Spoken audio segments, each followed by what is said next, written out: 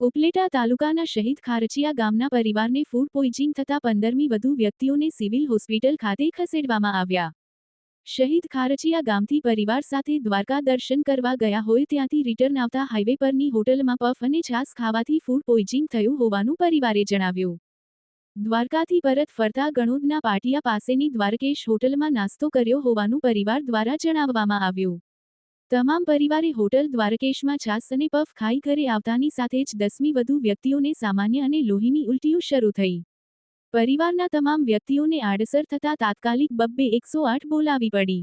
બંને 108 એમ્બ્યુલન્સ દ્વારા સમગ્ર પરિવારને તાત્કાલિક સારવાર માટે સિવિલ હોસ્પિટલ ખાતે ખસેડવામાં આવ્યા જ્યાં હાજર ડોક્ટરોએ બાળકો સહિતના પરિવારની સારવાર શરૂ કર. વિપુલ ધામેચા, ન્યૂઝ 14, ઉપલેટા. ચૌહાણ જિગ્નેશ મુગલભાઈ, ગામ ખારચિયા સહિત, અને અમે બધા ગયા ફેમિલી સાથે ફરવા.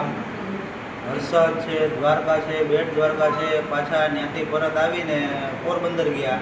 પોરબંદરથી પાછા ઉપલેટા હાઈવે ઉપર આપણે જે ગણોદના પાટિયાની બાજુમાં દ્વારકેશ હોટલ છે, દ્વારકેશ હોટલે અમે ચા પાણી નાસ્તો કરવા ઊભા રહ્યા હતા.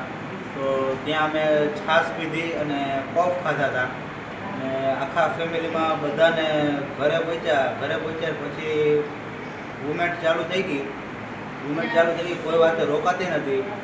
પછી હું દવા લેવા ગયો તો ફોન આવ્યો પાછળથી કે હવે બ્લડની ઉલટી ચાલુ થઈ ગઈ. પછી 108ને ફોન કર્યા અને 108 આવીને બધું મારું આખું ફેમિલીને લઈને ઉપલેટા સિવિલ હોસ્પિટલે આવ્યા. સિવિલ હોસ્પિટલે આવીને એની સારવાર ચાલુ હતી. પછી હું પાછો ટાઈમે પૂગી ગયો, સારવાર ચાલુ થઈ ગઈ હતી.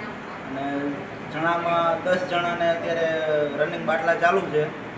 બાકી બધાને દવા ઉપર ને ઇન્જેક્શન ઉપર. કેટલા જણા ટોટલ? ટોટલ અમે 15-16 જણા છીએ.